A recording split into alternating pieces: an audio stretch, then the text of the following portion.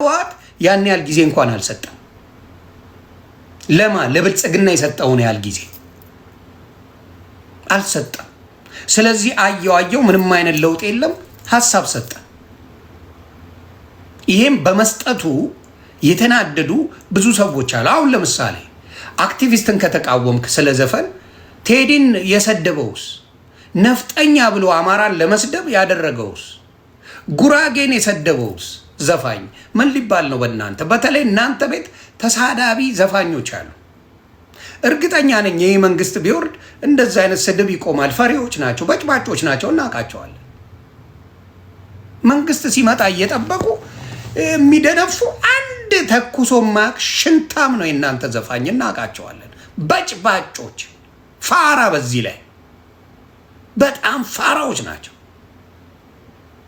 ስለማይችሉ ጥበብ ስላልተሞሉ ጥበብ ላይ ፎከስ ስላላረጉ ያረጉት በበታችነት ስሜት ላይ ስላሉ ብቻና ብቻ ነው የሚዘፍኑት እንጂ በጥበብ በችሎታ አይደለም።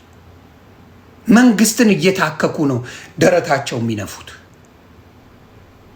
መንግስትን ታከው በቃ ማለት ይጀምራሉ። መንግስት በሌለበት ጊዜ ምንም አይደላችሁ፣ ቆዳ ናችሁ። ሁልጊዜ መንግስትን ታኮ ደረት የሚነፋ ሰው ምንም አይነት አቅም እንደሌለው በዛ ታያለ። ቴዲ ማንንም ሳይታከክ ነው ሀሳብ የሚሰጠው። ማንንም አየ። ያ ማለት ያንተ ማንነት እውነታ ነው። ክብርም አለ፣ በህዝብም ትከበራለ። መንግስትን አታከ ደረት የምትነፋ አሁን ካሙዙ መንግስት አኮ ነው እንደዛ የሚያሽቃብጠው። መንግስትም ባይታከክ ባዶ ሰው ነው። በስራው የተደነቀ አይደለም፣ በችሎታ የተደነቀ አይደለም። መሀይም ነው፣ በምንም ብቃት የሌለው ሰው ነው።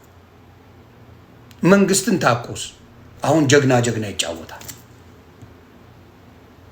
በስራ እዚህ ግባ የሚባል ስራ ሰርቶ አያውቅም። አንድ ስራ እነ ጆን ዳንኤል ህፃናቶቹ እነ ናሆም ፎቴ ምናምን እነ ጆሲ ምናምን የሚባሉ ቲክታከሮችን ነው የሚያዘፍነው። የሚያቀናብረው እነሱን ነው። ምንም ሌላ ያቀናብረው ደና ዘፈን አንድ ካሙዙ አጠራልኝ። ይሄ የቲክታክ እርምጥምጥን ነው ሲያቀናብር የሚውለው።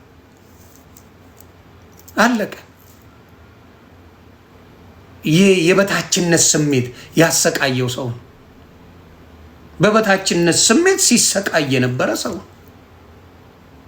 አሁን መጥቶ አሽቃብጦ እንትን የሚባለው ራቺ የሚባለው እከክ ማን ነበረ? ከዚህ በፊት ማን እንደነበረ ታውቃላችሁ? ራቺ መንግስትን ታኮ ነው አሁን የላይብረሪ ዘበኛ የነበረ አሁን ትልቅ የባህል ሚኒስትር የኦሮሞ ምናምን ተደርጎ ተሹሞ ትልቅ የተባለው እንደዛ አይነት መሀይም ነው። በቃ የበታችነት ስሜት ሲሰማ ቀን ጠብቀሽ ሁልክ የምትላት ነገር አለች። ተሳ በእውቀት በብቃት በችሎታ የሚመጣ ነገር አይደለም። በቃ እንደዚህ በመርመጥመጥ ቀን በመጠበቅ እንደዚህ አይነት የበታችነት ስሜት ያሳዝነኛል። በጣም ነው የሚያሳዝነኝ። በብዛት ይሄ ካድሬዎቹ የበታችነት ስሜት በጣም ያጠቃቸው ናቸው። ቴዲ አፍሮ ይሄ ነገር ለኢትዮጵያውያን ነው ዋጋ የተከፈለው። አሁን ሳየው አጀንዳ ፈለገ። ሞጣ የሚባል ዝምባ ምን አለ? የአብይን ችግኝ አያነቃነቅም አለ። እንደዚህ አይነት ሰገጤዎች ናቸው። አየህ፣ የከተማ ልጅ ስትሆን ታመዛዝናለ፣ ብቃት ትሆናለ። አንድ ቀን አልቅሶበት በነጋታው ሀሳቡን ቀየረ። ሞጣ እዮዳብ ጉቶ አንድ ቀን ወይኔ ቴዲ ኦ ማይ ጋድ ሲለዋልና በነጋታው ተቀየረበት። ይዋቸው ዶማ የገጠር ሰገጤ ከሰጠው ቲክታክ ምን ማድረግ እንደሚፈልግ አያውቅበትም። አንድ ቀን ቴዲ አፍሮ የስ ታንኪዩ በሉልኝ ቴዲ አፍሮን ምናምን ብሎ ሞጣ ዱባይ ሲሸረሙጥ ሲገረድ የነበረው አሁን መጥቶ ደግሞ እንትን አይነቀንቅም። ካልነቀነቀ ለምን ማናጀሩን ወዳጁን አሰሩ? ካልነቀነቀ እንደ አንተ አይነት ፈሪ ሽንታ አዲስ አበባ ስገባ እኮ ጫማ አውልቀን የገባ እካክ። እዚያ ሀገር አሜሪካ ስትገባ ምንድን ነው ምንጣፍ ስታይ ጫማ አውልቀን የምትገባ ነው። አዲስ አበባ ለመግባት ሮማን ብላለች ስንት ሎሚ ጨርሰ ነው እያስታወቅ የገባው በሎንቺና ተጨነ ስትመጣ። መሀይም ቴዲ አፍሮ ስለ ገንዘብ ዘፍነው አያውቅም። የሚመስላችሁ ብቃት ያላቸው ሰዎች በገንዘብ የሚገዙ ነው የሚመስላችሁ። ሁልጊዜ ትላላችሁ እኔን ዮኒ ማኛ ለገንዘብ ነው፣ ዮኒ ማኛ ለገንዘብ ነው። ማን አባቱም ምንም አያደርገኝ። ይህ ለገንዘብ ነው። ብቃት ሲኖር ችሎታ ሲኖር ለገንዘብ ጥሩ ሲሰራ ጥሩ ላለሁ ጥላቸው የለኝም። የኢትዮጵያ ሕዝብ ድምፅ ግን በውስጥ መሴጅ የሚደርሳችሁ ኢትዮጵያውያን ትንሽ ላይፋችሁ የተቀየረ የመሰላቸው ሰዎች ቲክታክ ላይ ስንቱ ነው የሚለምናችሁ? ስንቱ ነው በውስጥ መሴጅ የልመና ማት የሚለምኗችሁ? እባካችሁ ልጆቼን የማሳድግበት የለኝም፣ ስራ እየሰራው ነው፣ እባካችሁ የምበላው የለኝም፣ የቤት ኪራይ ክፈልልኝ፣ እባክህ እንዲሆንልኝ የሚል አራስ ነኝ እምበላው የለኝም የምትል እናት ስንቷ ናት ኢትዮጵያ ላይ? ትንሽ ላይፋችሁ በትንሹ የተቀየረ ኢትዮጵያዊ፣ ትንሽ አሜሪካ የምትኖሩ አውሮፓ የምትኖሩ ኢቭን አረብ ሀገር የምትኖሩ እህቶቻችን ስንቱ ነው በውስጥ የሚለምናችሁ? ኢትዮጵያ ውስጥ ያላችሁ ፎሎወር ያላችሁ ወንድምና እህቶች ትንሽ ቲክታክ ላይ ስታብረቀርቁ፣ ትንሽ በፊልተር ሲያምርባችሁ ስንቱ ነው በውስጥ መጥቶ የሚለምናችሁ?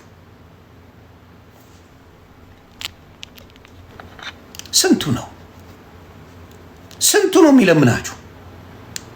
እውነቱን ንገሩኝ እስቲ። ስንቱ ነው የለመናችሁ? ስንቱ ነው የሚለምናችሁ? ስንቱ ነው የሚያለቅሰው? ኢትዮጵያ ማለት ያ ናት። አብዛኛው አልቃሽ የቸገረው ኢትዮጵያዊ ነው ያለው። የቸገረው የራበው የጠማው ኢትዮጵያዊ ነው የሞላው። ለዚህ ህዝብ ነው ድምፅ የተሆነው። ቴዲ አፍሮ ይህን ህዝብ ነው ድምፅ የሆነው። ይሄ የተቸገረውን ይሄ የሚያለቅሰውን በውስጥ የሚጠይቋችሁን አይታችሁ ፍረዱ። የቀልድ አይደለም የሚጠይቋችሁ፣ እግዚአብሔር ምስክሬ ነው የምለው።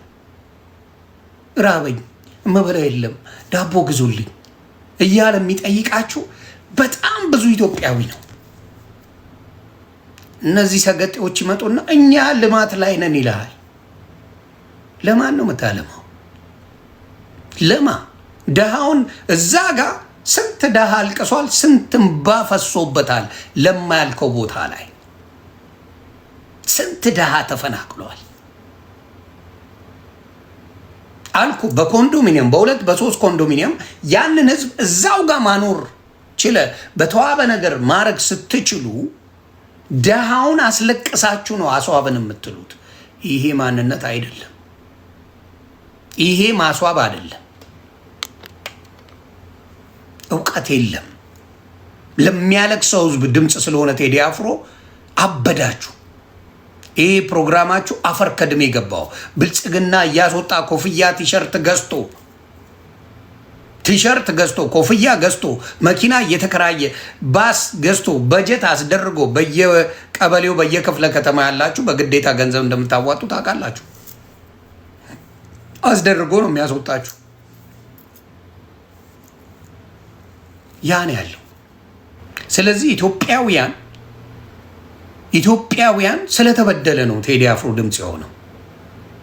ቴዲ አፍሮን ከሀገር ለማስወጣት ይሄንን ህዋትም አርጋው ነበር፣ አልቻለችም። ቴዲ አፍሮ ላይ ኢትዮጵያ ሆኖ የሆነ ነገር ከሆነ የሚነሳው አመፅ ቀላል አይደለም። ያውቁታል። ለምን ሆነ? ካድሬዎቹ ለኢትዮጵያውያን ብትሰሩ ምንም ማንም ይነካችሁ የለም። ትመሰገናላችሁ በአደባባይ። አሁን ለምሳሌ አባይ ተገደበ አላችሁ። ምን ሰራ? መልስ የለም። ምን ሰራ? አባይ ተገድቧል። መብራት መጥፋት ቆመ። እንኳን ለኢትዮጵያ ለአፍሪካ ለምስራቅ አፍሪካ እንሸጠዋለን ስትሉ አልነበር? ምን ሰራ? ውሸት ነው፣ ፖለቲካ ነው። ህዝቡን በሆነ ነገር ታስጨበጭበዋል። አሁን ደግሞ አጀንዳ ይረሳል። ህዝባችን አጀንዳ በመርሳት የታወቀ ነው። ፎከስ ያደረገ ሰው ለውጥ ያመጣል። በኢትዮጵያ ጉዳይ ላይ የተራበው ሁሉም ብሔር ብሔረሰብ ነው። ጦርነት ያለው ኦልሞስት ሁሉም ቦታ ላይ ነው። እናንተ የምትሰሙት የአማራውን የኦሮሞውን ክልል ነው። ሶማሌ ላይ እንዳለ ማንም አይነግራችሁ። ደቡብ ክልል ላይ በየጊዜው ወላይታ ህዝብ እንደሚጨፈጨፍ ማንም አይነግራችሁ። ማንም የጉራጌ ህዝብ በየጊዜው እንደሚጨፈጨፍ ማንም አይነግርህም። አባ ማንም አይነግርህ። ለምን? ብዙ ውጭ የወጡ ሀሳብ የሚሰጡ ወንድም እህቶች ስለሌሉ። ትግራይ ላይ ራሱ ያደራጃቸው እንደሚያጨፋጭፋቸው ማንም። ትግራይ ላይ መጨፋጨፍ የለም ነበረ፣ መከፋፈል የለም ነበረ። በትግራይ ህዝብ ላይ በተለይ በአንድነት ላይ በጣም የሰራ ህዝብ ነው። የትግራይ ህዝብን ካየ በመለያየት አምኖ አያውቅም። የትግራይ ህዝብ ጋር ራሳቸው ጋር ሰዎች አስገብቶ አንዱን የሆነነ አንዱ የሆነነ እያለ የሚያባላቸው ማን እንደሆነ ሰው ማወቅ አቅቶታል። ሰው የሚመስለው የደብረ ጽዮንና የጌታቸው ረዳ ጸብ ይመስለዋል። በትግራይ ህዝብ ላይ መከፋፈል በደንብ አድርጎ ተሰርቶበታል። በአማራ ህዝብ ላይ መከፋፈል ፋኖ ላይ በደንብ አድርጎ ሰርቶበታል። በኦሮሞ ህዝብ ላይ መከፋፈል በደንብ አድርጎ ሰርቶበታል። እዚህ ጋር አንዱ ደጋፊ አንዱ ተቃዋሚ አድርጎ እርስ በርስ ነው የሚያባላ። ብልጽግና ጎበዞች ናቸው። ፖለቲካ እንደ ቀልድ እንዳታዩዋቸው። ብልጽግና ዘር ጂኒስ እርስ በራስ እንድትባላ ነው። ቡድን ቦድ ነው የሚያደርግ። ጎጃሜው ጎንደርን የጠላ አስመስሎ፣ ጎንደሬው ጎጃምን የጠላ አስመስሎ፣ ወሎ ጎንደርን የጠላ አስመስሎ፣ ወሎ ሸዋን የጠላ አስመስሎ ፖለቲካ ይሰራላል። እራሳቸው ነው የሚሰሩት። ይሄንን በትግራይ ህዝብ ላይ ከአንድነት አውጥቷቸዋል። አንድም የትግራይ ልጅ የራሱን ሰው ሲተች አንሰማም ነበር በፊት አንድም። አሁንስ የደብረ ጽዮኑ አለ፣ የጌታቸው ረዳ አለ፣ ከፍሏቸዋል። ስለዚህ በማስተዋል ሰው እንዳይንቀሳቀስ ኮንፊውዥን ፈጥሮባቸዋል። ኮንፊውዥን ነግረዋል፣ ቃል በቃል ኮንፊውዝ ኤንድ ኮንቪንስ ብሎ ተናግሯል። ኮንፊውዝ ኤንድ ኮንቪንስ በማደናገር ማሳመን የሚል እንትና ደስ የሚል እየወጣ ሽመልስ አብዲሳ ደስ የሚል ነገር ይነግርሃል፣ አትሰማም። ግን በደንብ ነው የሰራ ነው አማራ ክልል ላይ ብሎ ነግረዋል በአደባባይ። የስ እዛው ከነሱ ጋር ይሰሩ የነበሩ በጣም አስጮሆ በፋኖ ደረጃ አስጮኸው ከዛ መልሰው ይወስዷቸዋል። አብረው ሲያስጠኑ ምን ሲያስደርጉ የነበሩ ሰዎችን አብረው ሲያሰሩ መረጃ አሰብስቦ መልሶ ፋኖች ከመንግስት ጋር ፍቅር ፈጠሩ ብሎ ይመጣላል። አየህ፣ ብዙዎቹ አልነቁ። የንቃተ ህሊናቸው በጣም በጣም በጣም የወረደ። ስለዚህ ይሄ ነው በጣም ችግር አለ ብዬ የማስበው። በኦሮሞም እንደዚህ ነው፣ ከፍሎ ለሁለት ያፋጫቸዋል። እዛ እስክትፋጭ እሱ ይቆያል። በአማራም እንደዛው፣ በትግራይም እንደዛው፣ በደቡብም እንደዛው እየተደረገ ነው። የአዲስ አበባ ልጅ አልተከፋፈለም። አሁንም ስላልተከፋፈለ አሁን እንትና አዲስ አበባ ልጅ አይደለም፣ ካሙዙ የደቡብ ልጅ ነው። አዲስ አበባ ለሱ ሲመጣ ብዙ ነገር ናት አዲስ አበባ። ይቺን ይመኛታል። ተመኝቶ ደግሞ በስልጣን መጥቶ ክልሉ ላይ አይደለም እኮ እየመራ ያለው፣ አዲስ አበባ የሁሉም ናት ይለዋል። የአዲስ አበባ ልጅ ግን ባይተዋር ካሙዙ ከደቡብ መጥቶ አዲስ አበባ ላይ መመረጥ ይችላል። ግን የአዲስ አበባ ልጅ አዲስ አበባ ላይ ሆኖ አይመረጥም።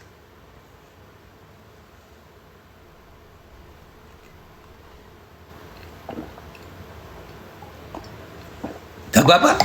የአዲስ አበባ ልጅ አዲስ አበባ ሆኖ አይመረጥም። ካሙዙ ግን ከደቡብ መጥቶ በደንብ ይመረጣል። በደንብ ጨዋታው ይሄ ነው። የአዲስ አበባ ልጅን በገዛ ከተማው ከጨዋታ ውጭ ማድረግ እኔ እንደኔ ሀሳብ ቴዲ አፍሮ ምን እንዲሆን ለከንቲባነት ቢወዳደር ደስታዬን አልችልም። ቴክ ኦቨር ማድረግ ቴዲ አፍሮ የአዲስ አበባ ልጆች መርጦ ልክ እንደ ካሙዙ የአዲስ አበባ ልጅን አብሮ አድርጎ ፓርላማ መግባት ያራድዬ ልጅ ከሱ በላይ ተቀባይነት ያለው አዲስ አበባ የለች። አዲስ አበባ መወለድ ራሱ መኖር በራሱ ወደ 3 ዲግሪ ነው ኢትዮጵያ ላይ። እግዚአብሔር ምስክሬ የሰለጠነ ህዝብ ነው።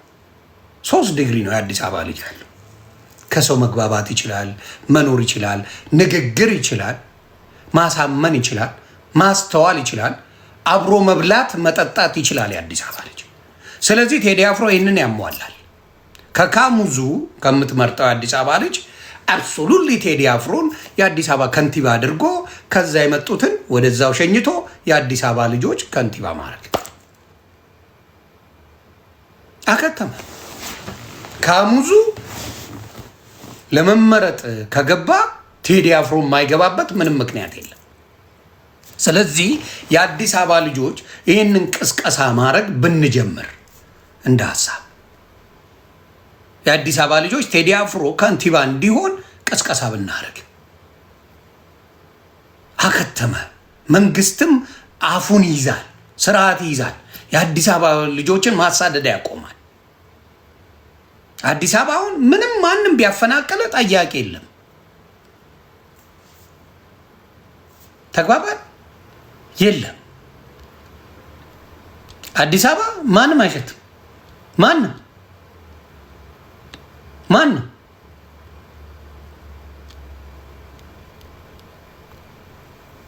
ተግባባ?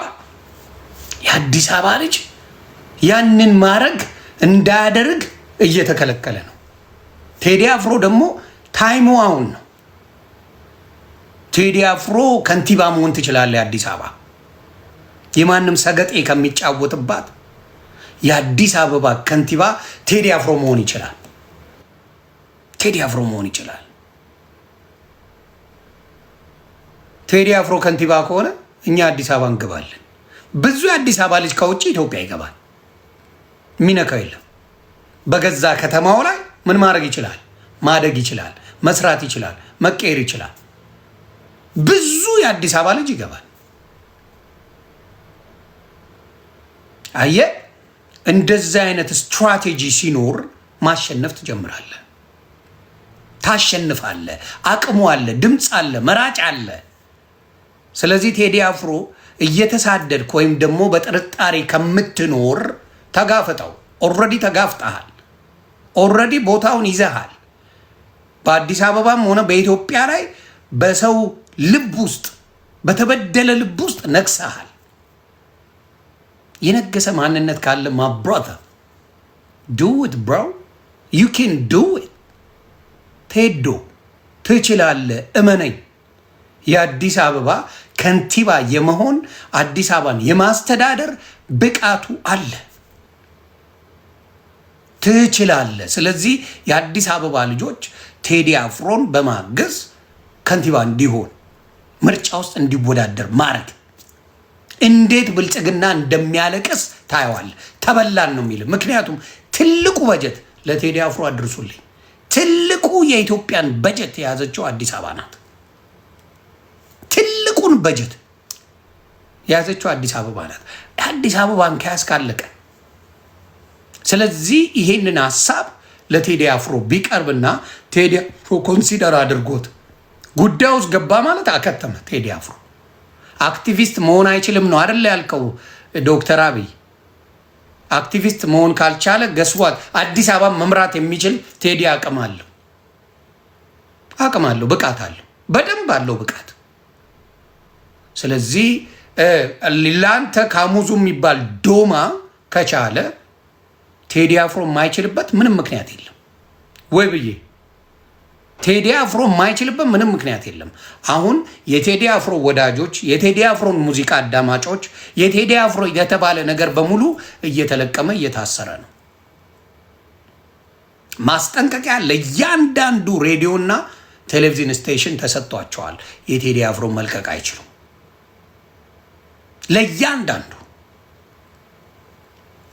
ሬዲዮ ላይ በኢትዮጵያ ሰምታችሁታል። በኢትዮጵያ ሬዲዮ ላይ ሰምታችሁታል።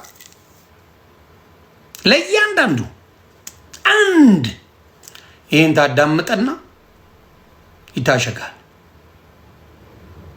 እንኳን እሱ አይደለም ሙዚቃ ቤቶች እንዳያዳምጡ እየተደረገ ነው። እውነቱን ነው የምነግርህ። ቴዲ አፍሮ የሳምንት ወሬ አይሆንም። ቴዲ አፍሮ ሁሌ ነቅናቂ ነው። ሁሌ ታግሷል። 8 ዓመት የታገሰ ሰው ነው። 8 ዓመት ዝም ብለዋል። ጊዜ ሰጥቷቸዋል። ሰላም የለም።